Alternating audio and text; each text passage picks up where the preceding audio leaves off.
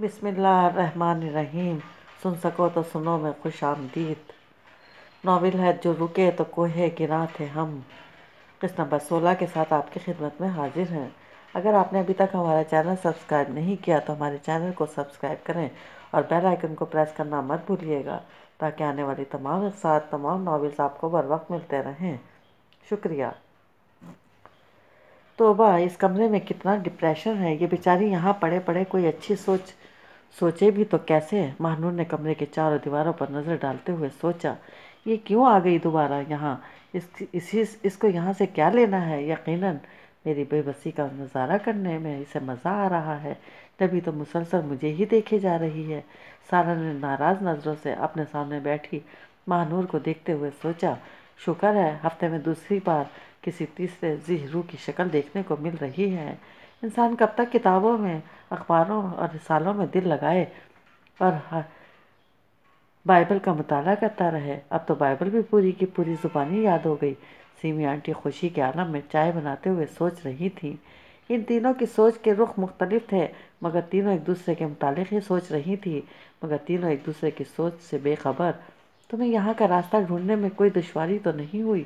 Semi aunty نے گرم چائے کا کپ ماہنور کے سامنے رکھتے ہوئے پوچھا۔ نہیں، یہ راستہ بالکل سیدھا ہے، کوئی موڑ نہیں، کوئی چوک نہیں جہاں کنفیوژن ہو کہ کس سمت مڑنا ہے۔ ماہنور نے چینی کی سفید پیالی میں بنی ننھی سی گڑیا کو دیکھتے ہوئے کہا، جس کے چاروں طرف ننھے ننھے گلابی پھولوں کا حلقہ تھا۔ ایسا ٹی شرٹ میں نے پہلے کہاں دیکھا ہے؟ وہ یاد کرنے کی کوشش کر رہی تھی مگر اسے یاد نہیں آ رہا تھا۔ لیکن یہ سادہ سی چائے کتنے سلیقے سے پیش کی گئی ہے۔ لکڑی کے منقش کشتی میں چینی کی چھوٹی سی چائے دانی ٹی کوزی سے ڈھکی تھی۔ چھوٹی سی شیشے کی ڈش میں گھر کے بیک کیے ہوئے بسکٹ رکھے تھے۔ وہ ایک دم متاثر ہو گئی۔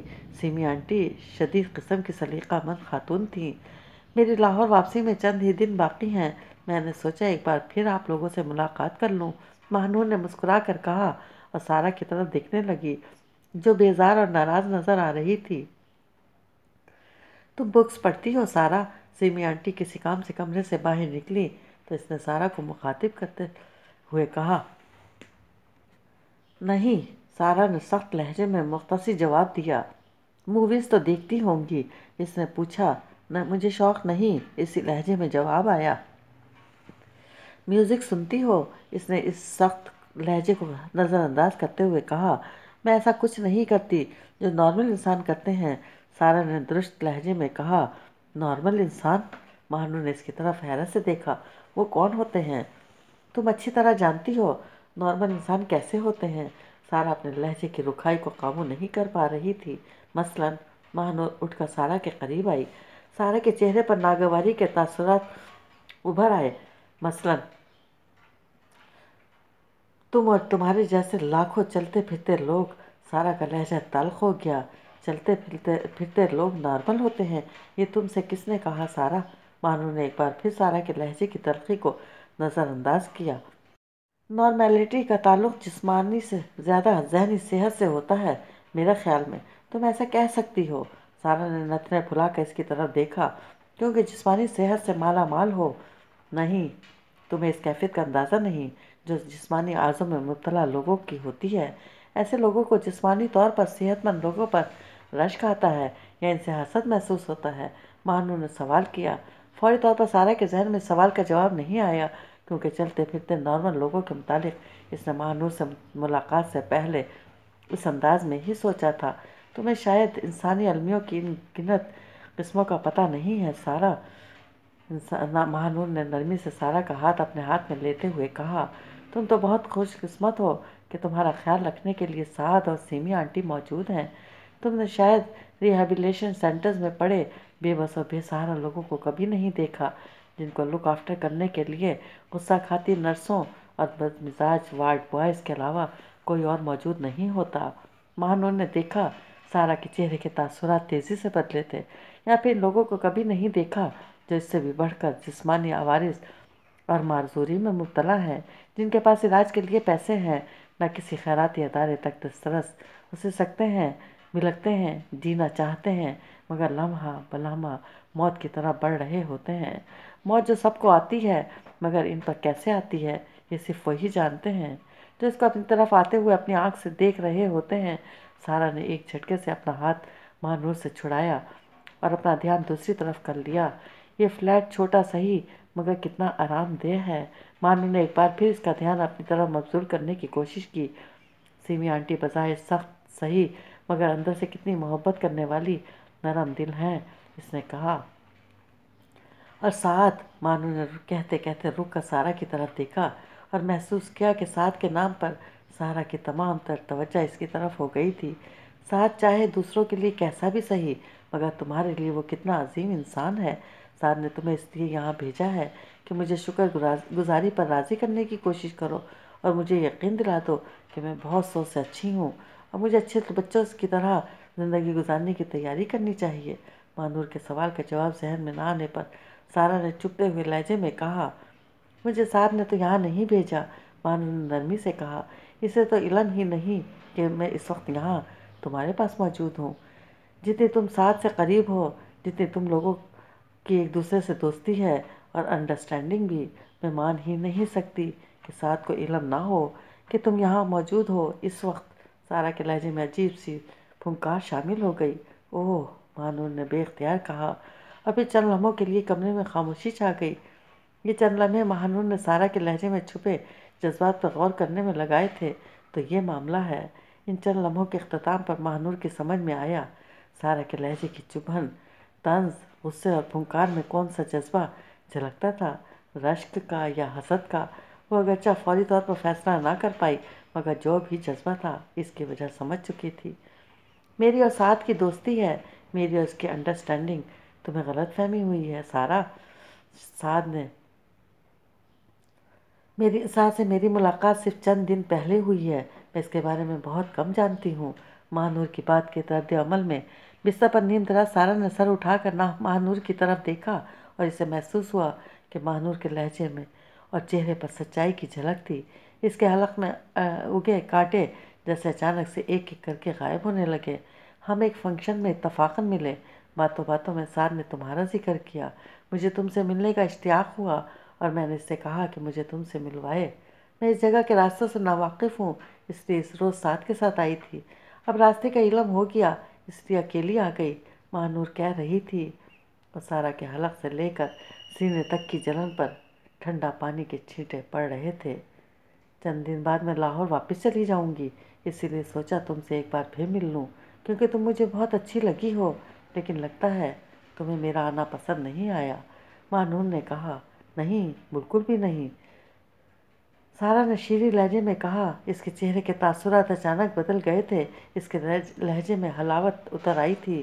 مہانور کے ذہن میں روشنی کا جھماکا سا ہوا، اسے سارا کے لہجے کی تلخی کی اصل وجہ سمجھ میں آ چکی تھی۔ تم بہت اچھی ہو۔ آپ کے سارا نے مہانور کا ہاتھ تھاما، اور تم بہت اچھی باتیں کرتی ہو۔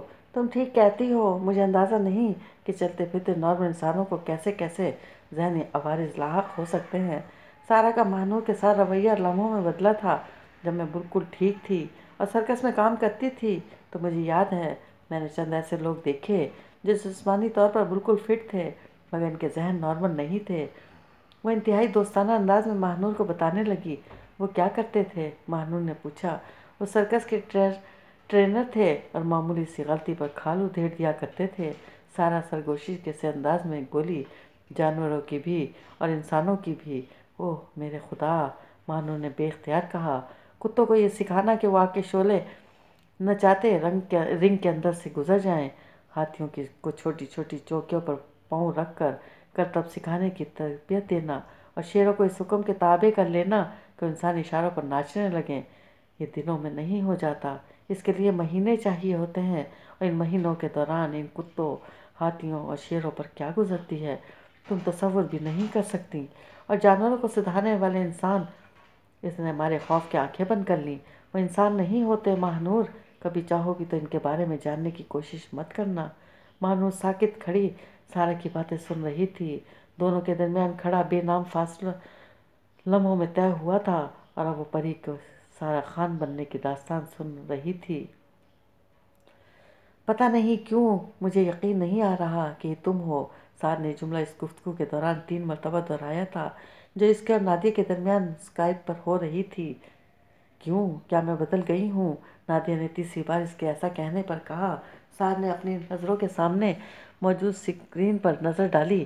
اس کی سرخ و سفید رنگت زرد پڑ چکی تھی۔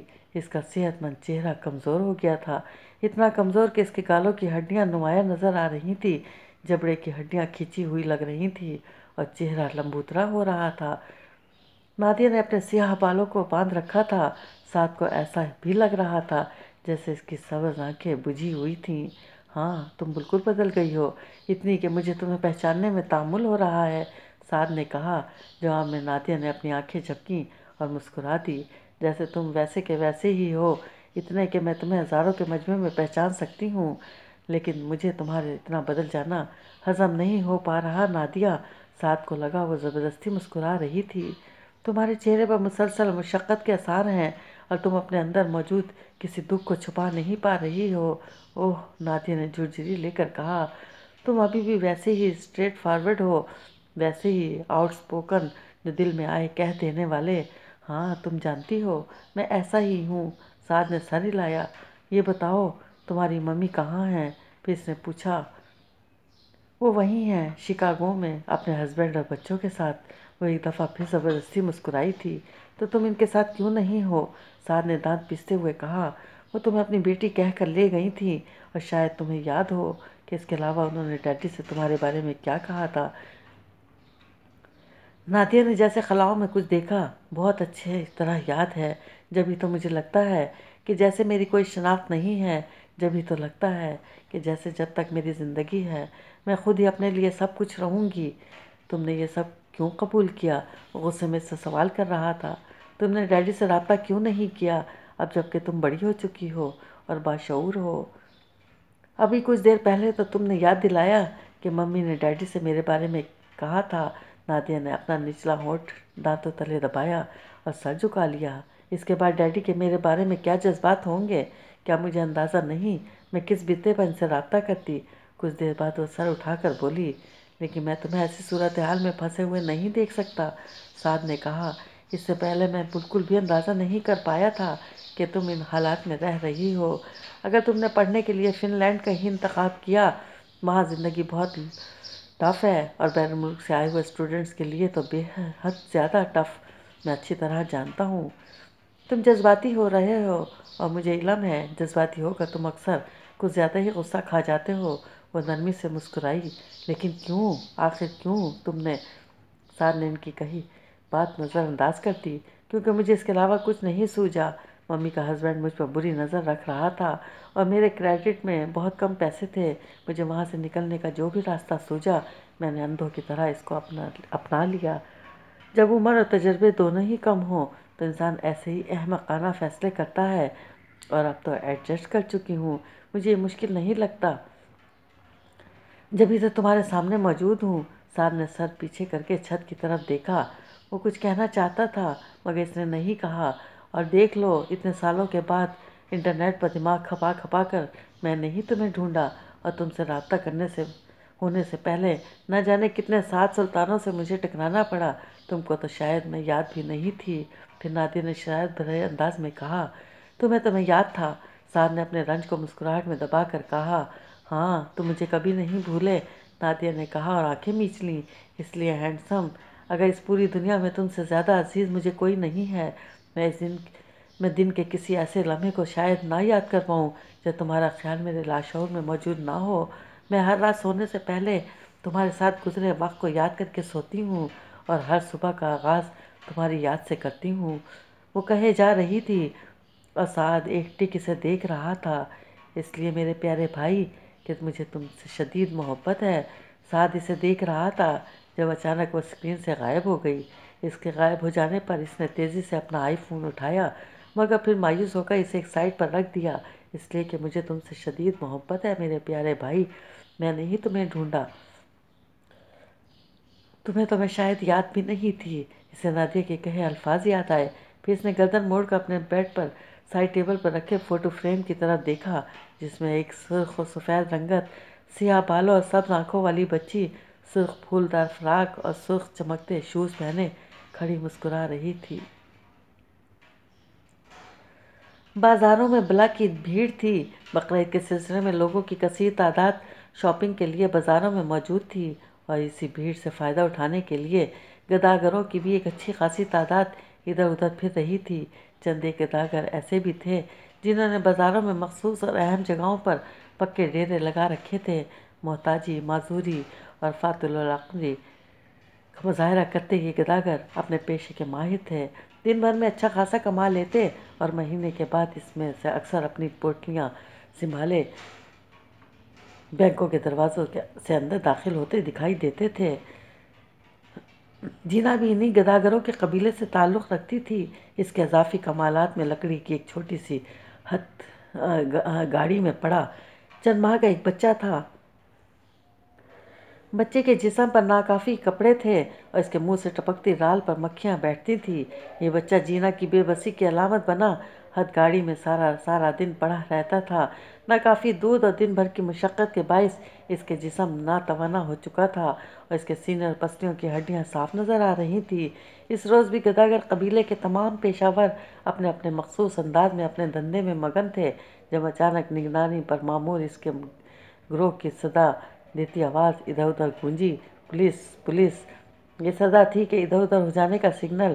سب گداگر اپنی اپنی چھابڑیوں، پیالے اور پوشاکیاں سنبھالتے ادھر ادھر موجود پتلی گلیوں میں غائب ہونے لگے۔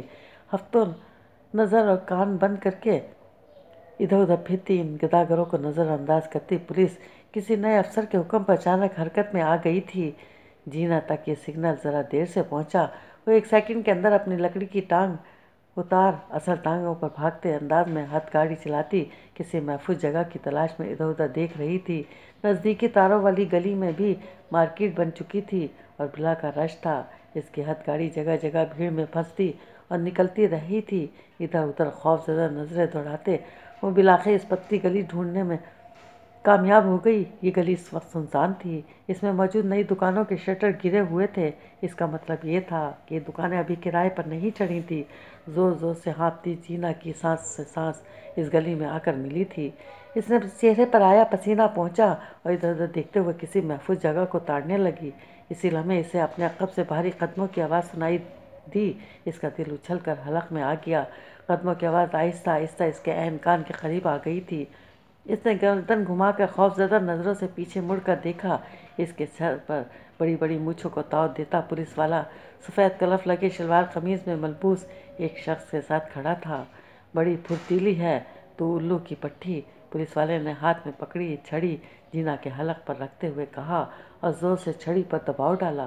وہ کدھر سے اٹھایا ہے یہ بچہ؟ پھر اس نے چھڑی اس کے شانوں پہ مار کر پوچھا۔ آرام سے جوان، آرام سے، سفید شلوار قمیض والا بولا۔ اسے تھانے لے چل اور وہاں پوچھ آرام سے، اس نے کہا۔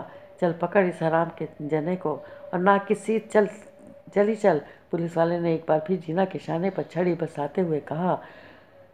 مردہ قدموں سے ہاتھ گاڑی چلاتی جینا پولیس والے کے پیچھے چلی۔ سفید شلوار قمیض والا اس کے پیچھے تھا۔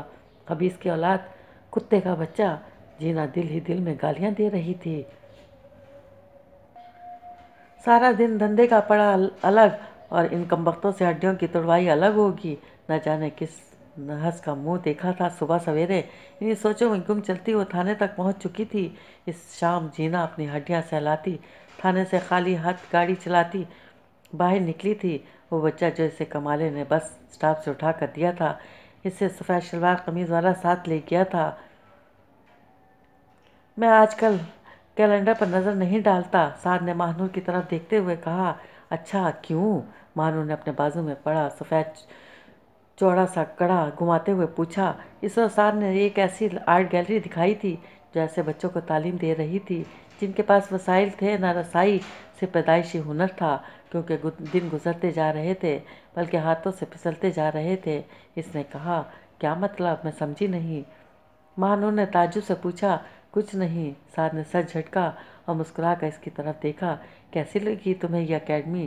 ماہنور کا ذہن اس کے مبہم سی بات پر الجھا ہوا تھا، لیکن جب اس نے محسوس کیا کہ سعد اس موضوع پر مزید بات نہیں کر رہا تو اس نے بھی اس بات پر سوچنا مؤخر کر دیا۔ بہت اچھی، اس نے مختصر جواب دیا۔ ویسے تمہیں ایسے جگہوں کا علم کیسے ہے؟ پھر ماہنور نے سعد کی طرف غور سے دیکھتے ہوئے پوچھا، میرا مطلب ہے ایسی گمنام سی جگہوں اور نامور لوگوں کے بارے میں تو سب ہی جانتے ہیں۔ گمنام جگہوں اور لوگوں کے بارے میں جاننا پسندیدہ مشغلہ ہے۔ اچھا مشغلہ ہے، ماہنور نے کہا۔ ویسے تمہارے مشاغل کچھ عجیب و غریب سے نہیں ہیں؟ سعد ہنس دیا۔ سوچ لو، میرے مشاغل کو عجیب و غریب قرار دینے سے پہلے اچھی طرح سوچ لو، اور تمہاری باتیں بھی مبہم سی ہوتی ہیں۔ ماہنور نے منہ بنا کر کہا، دراصل مجھے پلس، بھول بھلیاں، پہیلیوں اور اسرار میں کچھ دلچسپی نہیں۔ اوہ، میں معذرت خواہ ہوں۔ پھر تو، سعد نے ہوش کھوڑ کر کہا، اختر سے ملنا پسند کرو گی؟ پھر اسٹیئرنگ گھماتے ہوئے اس نے اچانک پوچھا، اب یہ اختر کون ہے؟ ماہنور نے بھویں اچکا کر ایسے سوال کیا جیسے پوچھ رہی ہو، تمہارے شعبدوں کے سلسلے کی کوئی انتہا بھی ہے؟ ایک اللہ کا بندہ۔ وہ مسکرایا۔ اس کی باتیں دلچسپ ہوتی ہیں اور قابل غور بھی، لیکن اس سے ملاقات کی ایک شرط ہے جو ذرا کڑی ہے۔ وہ کیا ہے؟ کاڑھے کا پیالہ پینا پڑتا ہے اختر سے ملنے کے لیے۔ ماہنور نے جھرجھری سی لی۔ یہ کاڑھا کیا ہوتا ہے؟ پی کر دیکھنا، پتہ چل جائے گا۔ سعد نے گاڑی کا رخ مخاطب سمت موڑتے ہوئے کہا، بندہ جب سر جھکا لیتا ہے، جب سجدہ ریز ہو جاتا ہے، تو اپنی میں کی نفی کا اعتراف کرتا ہے۔ ان کے سامنے بیٹھے شخص نے کہا۔ اس شخص کے چہرے کا رنگ گندمی تھا، چہرے پر چھوٹی چھوٹی داڑھی تھی، آنکھوں میں سرخی تھی، مگر اس کے بات کرنے کا انداز بے حد مہذب تھا۔ پھر یہ نفی بھی کئی قسم کی ہوتی ہے، کبھی وقتی، کبھی مستقل، کبھی آدھی، کبھی پوری۔ وہ کہہ رہا تھا، آپ باؤ صاحب بڑے برے پھنسے ہوئے ہو۔ اس نے اپنی سرخ سرخ آنکھیں سعد کے چہرے پر گاڑتے ہوئے کہا، کبھی ادھر کھینچتے ہو، کبھی ادھر، سمجھ آپ کو بھی نہیں آتی کہ کدھر کا رخ کرو۔ آپ کی پوری نفی آدھی ہو جاتی ہے اور مستقبل کا وقتی بن کر رہ جاتا ہے۔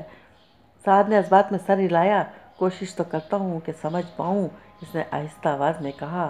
کوشش بھی نہیں ہوگی اب باؤ صاحب آپ سے، اس شخص نے ہولے سے مسکرا کر کہا، یا تو زن پالو یا پھر من پالو۔ اس نے ایک سرسری نگاہ ماہنور پر ڈالتے ہوئے کہا، نہیں، آپ کو غلط فہمی ہو رہی ہے۔ سعد نے اب کے نفی میں سر ہلاتے ہوئے کہا، ہمیں بناتے ہو صاحب۔ وہ شخص مسکرایا، ہم اللہ سائی کے عاجز اور گناہگار بندے سہی، پر ہمیں اس نے اپنی زمین کے سینے پر خوب پھرایا، پہاڑوں پر ٹھکانے بنائے، کبھی دریاؤں میں بسیرا کیا، اس کے میدانوں میں میل ہاں میل پیدل چلے، سمندروں کے سینے چیرے اور اس کے بندوں کو پڑھنے کی کوشش کی۔ تب پتہ چلا کہ نظام کائنات اور کاروبار حیات میں ہر جگہ اس کی کار فرمائی ہے۔ زندگی کا کوئی انتظام ایسا نہیں جس میں اس نے اپنے آپ عیاں نہ کر رکھا ہو۔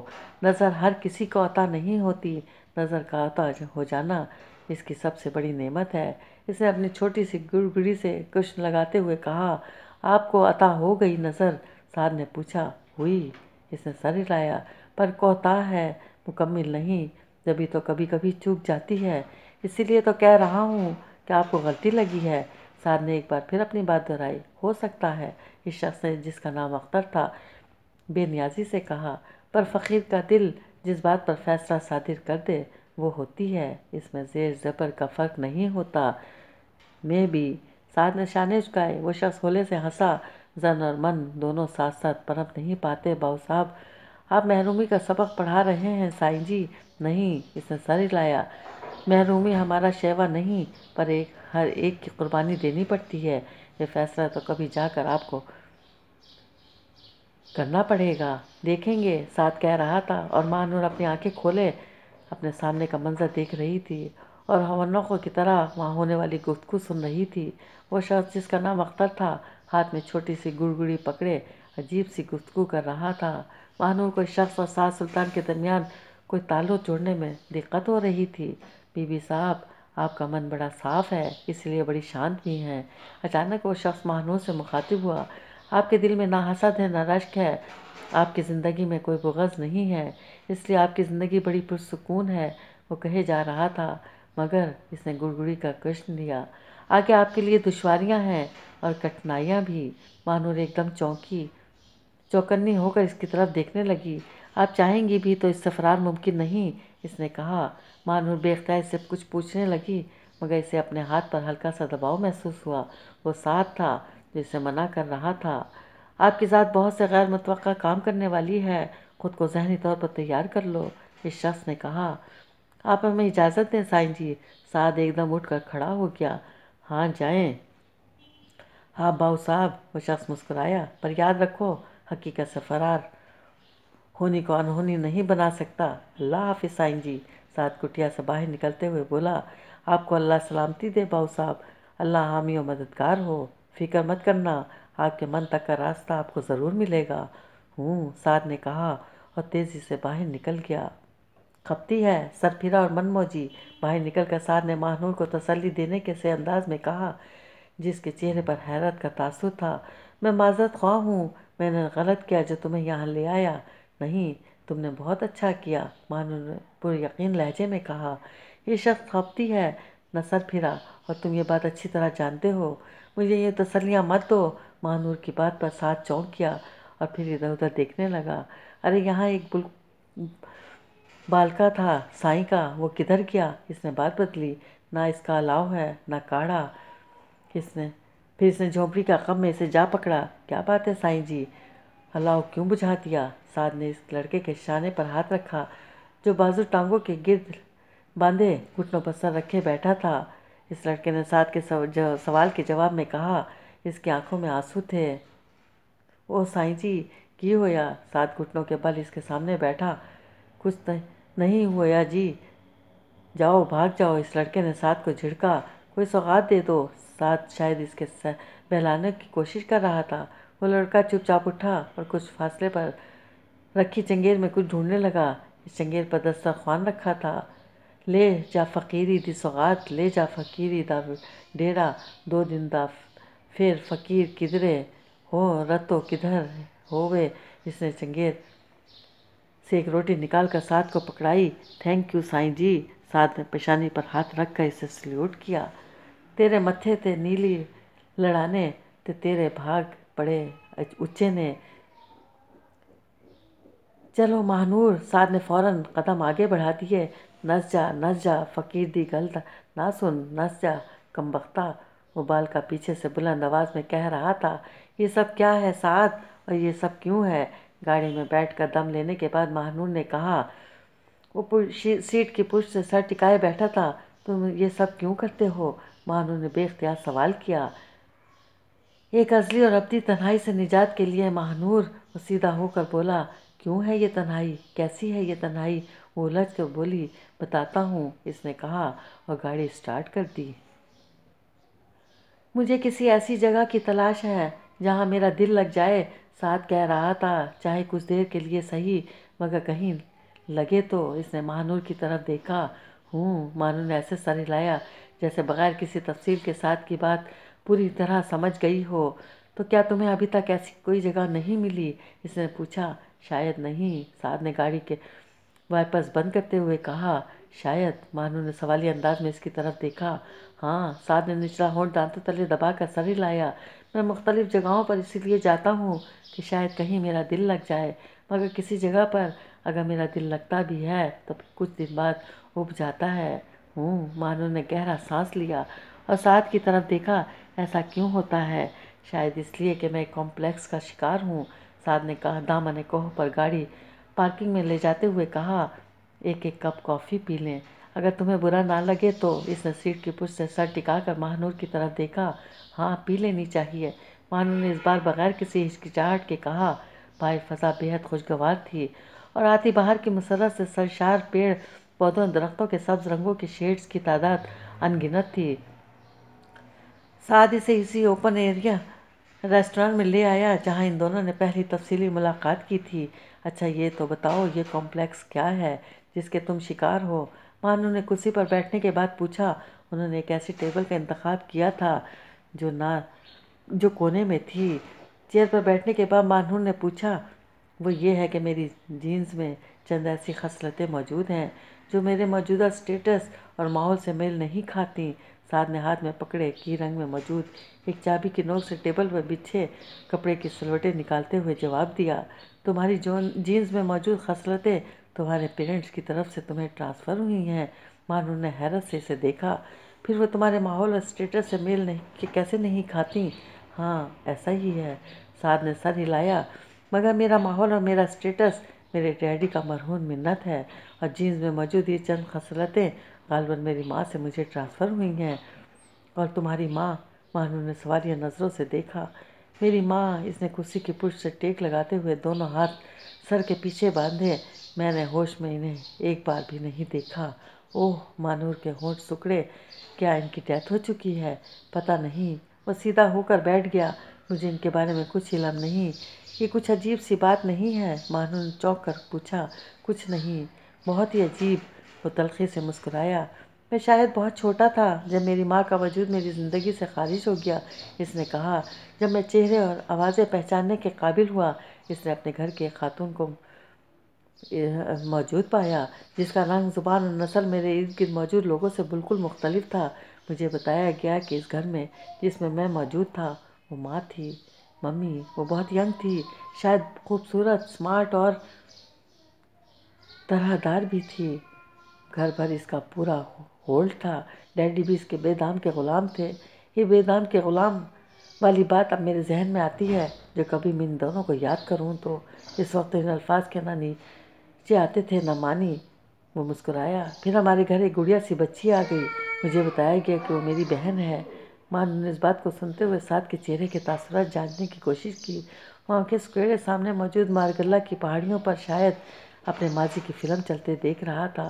میں نے چیزوں کو، رشتوں کو اور جذبوں کو اسی طرح قبول کیا جیسے وہ میرے سامنے بیان کیے جاتے رہے، لیکن میں ڈیڈی سے بہت زیادہ اٹیچ تھا، شاید اس لیے کہ میری رگوں میں ان کا خون دوڑتا تھا۔ وہ خاتون جو گھر میں ممی کا رول پلے کر رہی تھی، اسے اس بات سے سخت چڑ تھی کہ ڈیڈی اور میں ایک دوسرے کا سایہ کیوں بنے رہتے ہیں، اور کیونکہ ڈیڈی اس کے بے دام کے غلام تھے۔ اس نے ان سے کہہ کر مجھے 6 سال کی عمر میں بورڈنگ بھجوا دیا۔ مانو نے دیکھا۔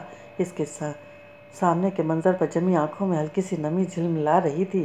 میں اس بار بھی جیسی گڑیا بچی سے بہت زیادہ اٹیچ تھا۔ مجھے اس سے بھی الگ کر دیا گیا، وہ کہہ رہا تھا۔ بورڈنگ کے ابتدائی دن بہت سرد اور ظالم تھے، مگر میں ایک بات سمجھ گیا تھا کہ مجھے وہ دن اس طرح گزارنے تھے جیسے وہ ایک کے بعد ایک میرے سامنے آتے جا رہے تھے۔ ان سے فرار ممکن نہیں تھا، کیونکہ بورڈنگ کے لیے روانہ ہونے سے پہلے جب میں چاروں ہاتھ پاؤں چلاتا مچل رہا تھا کہ مجھے بورڈنگ نہیں جانا، تو ڈیڈی نے میرے کان میں ایک بات کہی۔ اس نے ذرا توقف کیا۔ مانو نے سوالیہ نظروں سے اس کی طرف دیکھا۔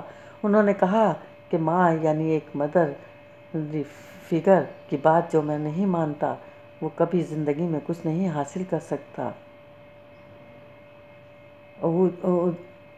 مہانور کے منہ سے بے اختیار نکلا۔ میں زندگی میں بہت کچھ حاصل کرنے کی خاطر ڈیڈی کی یہ بات مان کر بورڈنگ چلا گیا، اسی لیے کہ تم اپنے ڈیڈی سے اتنے اٹیچ تھے کہ ان کی کہی ہر بات تمہارے لیے قول زری کی حیثیت رکھتی تھی۔ مہانور کی زبان بے اختیار پھسلی تھی۔ طنز کرنے کی نہیں ہو رہی۔ سعد نے تنبیہ کی اور مسکرا دیا۔ بات یہ ہے کہ ایک 6 سال کے بچے کو دل کی تسلی کے لیے صحیح ایک جذباتی سہارا درکار ہوتا ہے، اور میرے لیے وہ جذباتی سہارا ڈیڈی ہی تھے، لہٰذا ان کی کہی ہر بات کو قول زری سمجھتا ہی میرا آخری چارہ تھا۔ اچھا، پھر آگے چلو۔ مہانو نے کافی کے کپ پر ہاتھ کی انگلیاں جما کر اس کی حدت کو محسوس کرتے ہوئے کہا۔ اس سے آگے کیا ہو سکتا تھا؟ سعد نے سوالیہ نظر سے اسے دیکھا۔ اس سے آگے ہی تو یہ ہوا کہ بہت سارے لوگوں میں بھی میرا دل لگنا ممکن نہیں رہا۔ میں نے بورڈنگ میں پہلے 2 سال روتے دھوتے گزارے۔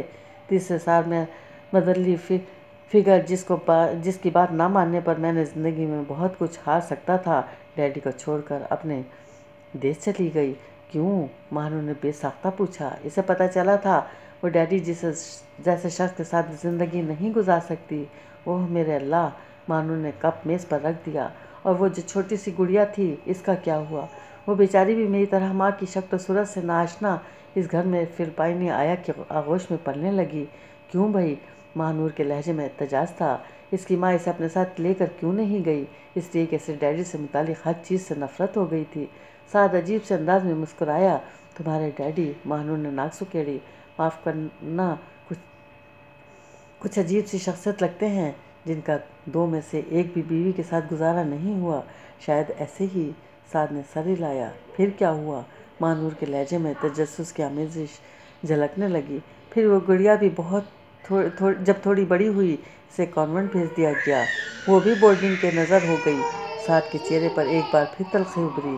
میری طرح وہ بھی ایسی طویل چھٹیوں کے انتظار میں دن گزارنے لگی جب گھر کے مزے جی بھر کے لوٹے جا سکتے تھے، جب ہم دونوں اکٹھے ہوتے اور ہماری دلچسپیاں ایک سی ہوتی تھیں۔ اوہ گڈ، مہنور مسکرائی۔ شکر اس کہانی میں کوئی لائٹ موڑ بھی آیا۔ فکر نہیں کرو، لائٹ موڑ بھی ہوا ہوا چاہتا ہے۔ سعد نے فوراً تردید کی۔ وہ کیسے؟ مہنور کو مایوسی ہوئی۔ وہ ایسے کہ جب وہ گڑیا 13 سال کی ہوئی، مدرلی فکر اچانک آن وارد ہوئی اور اس نے دعویٰ کیا کہ وہ اپنی بیٹی کو لے کر ہی جائے گی۔ کیوں؟ اس کو اچانک بیٹی کی یاد کیوں آ گئی؟ پتہ نہیں، مگر اس کا ارادہ پکا تھا اور اس بیچاری کو زبردستی اپنے ساتھ لے جانے میں کامیاب بھی ہو گئی۔